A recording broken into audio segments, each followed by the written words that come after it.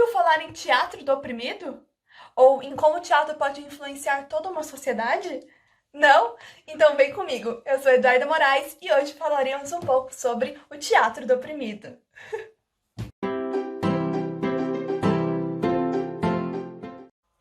O teatro do oprimido é um método teatral desenvolvido por Augusto Boal na década de 1970, que enxerga o teatro como fonte de conhecimento e como ferramenta de transformação da sociedade. O teatro, ele é muito mais do que um momento de diversão para quem assiste. É um espaço de expressão, de protesto, de crítica aos problemas sociais e de formação de indivíduos conscientes. E uma das principais características do teatro do oprimido é a quebra da quarta parede. Mas quebra da quarta parede? Como assim? A quarta parede é justamente essa que separa os atores do espectador. E o Boal acredita que o espectador não é um mero agente passivo do teatro, ele é uma parte importante do espetáculo. Então, como ele mesmo diz, todo mundo pode ser ator, inclusive os atores. Em todo lugar pode-se fazer teatro, inclusive dentro dos próprios teatros. Isso nos diz que tudo é teatro, que somos escritores, figurinistas, escritores, que somos protagonistas de nossas próprias histórias e agentes transformadores do mundo à nossa volta. O teatro do oprimido ele surge para democratizar o teatro, levá-lo para todos os lados, para o trabalhador, para as periferias, de forma que qualquer um possa fazer teatro. O método de Boal para a preparação do ator, ele é conhecido mundo afora e se tornou uma ferramenta importantíssima para o teatro como um todo, ao lado de outros grandes métodos de outros grandes diretores que fizeram história, como Stanislavski, Grotowski, Brecht e etc.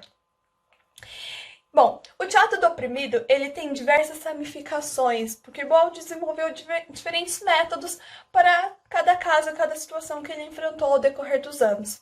E para vocês entenderem, para ficar de uma forma bem simples, eu vou usar a metáfora que o próprio Boal criou, que é a árvore do teatro do oprimido. Mas não se preocupa, que vai ficar bem simples de entender. Então, vamos lá?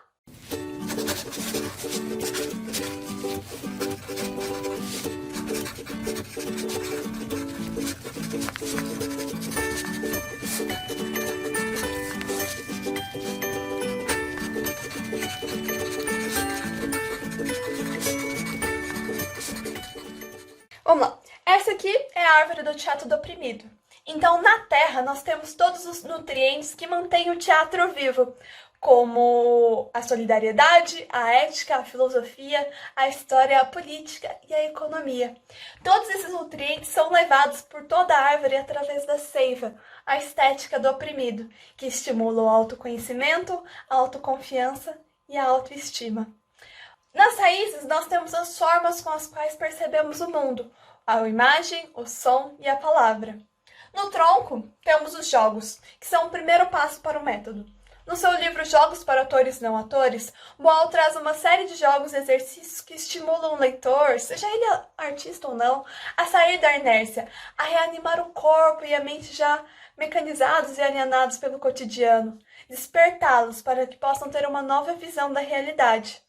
E o Boal ele faz um contraste muito interessante entre o conceito de regras e liberdade, porque como ele próprio diz, sem regras não há jogo, e sem liberdade não há vida.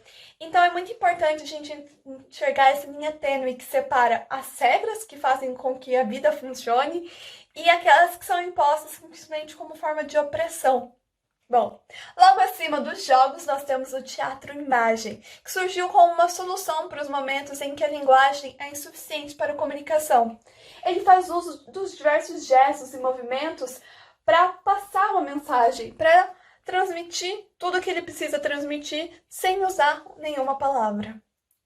Já o Teatro Fórum é a forma mais conhecida e mais praticada no mundo, que ela busca alternativas para a resolução de problemas.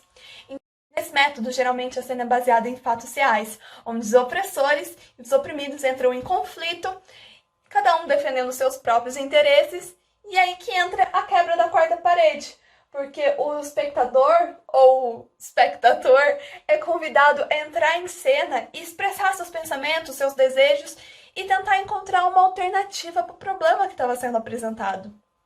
E esses dois estão aqui no tronco porque eles são uma base importante para as outras ramificações do teatro do oprimido, como o teatro jornal. O teatro jornal ele surgiu como resposta à censura da ditadura, fazendo uso de imagens para evidenciar tudo que foi escondido nas entrelinhas. E ele serve para desconstruir e para desmascarar a manipulação dos meios de comunicação. Já o arco-íris do desejo foi criado frente à necessidade de enfrentar situações onde os opressores já foram internalizados na cabeça do oprimido. Então, e essas situações elas podem ser extremamente dolorosas para quem o sente. Então, esse método traz uma série de técnicas que ajudam o indivíduo a identificar essas situações de opressão e abrir espaço para a conscientização e para uma futura transformação. O teatro legislativo, ele pega todas as soluções provenientes do teatro fórum e as discute com as pessoas a fim de criar projetos reais que possam ser encaminhados aos órgãos competentes e se tornarem uma solução para um problema que esses indivíduos enfrentam. Agora, o teatro invisível, que é o mais legal na minha opinião, ele é apresentado ao público sem que esses saibam que se trata de teatro. E essas cenas acontecem onde elas deviam acontecer, seja numa fila de supermercado, numa praça, onde o público ele está livre para reagir, para opinar, para interferir na cena de forma espontânea, criando um ambiente onde a encenação se mescla com a realidade.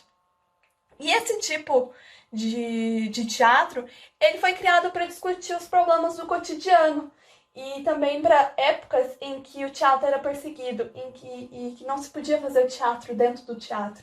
Então, acabou se tornando uma ferramenta importantíssima e acaba que sendo um experimento social, por exemplo. E por fim, no topo da árvore temos as ações concretas e continuadas, como manifestações, protestos, desfile, fazendo uso dos artifícios teatrais para expor um problema e exigir mudanças, entrar em ação realmente para transformar a sociedade e a realidade.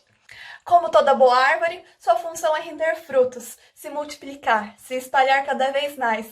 Como cada pessoa que conhece o teatro do oprimido carrega consigo uma semente, e que, sendo bem cuidada, vai se desenvolver e vai render belos frutos, transformando cada vez mais a realidade de mais pessoas, e de forma que elas possam ajudá-las a enfrentar situações de opressão, de falta de liberdade, incentivando-as a lutar por seus direitos.